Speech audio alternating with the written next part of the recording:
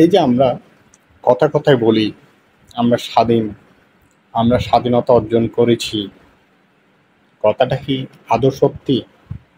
আমার তো মনে হয় একটা মানুষ স্বাধীনভাবে এই ধরাধামে বাঁচতে হলে তার 5টি মৌলিক অধিকার তার আয়ত্তে থাকতে হবে, তার অধিকারে থাকতে হবে।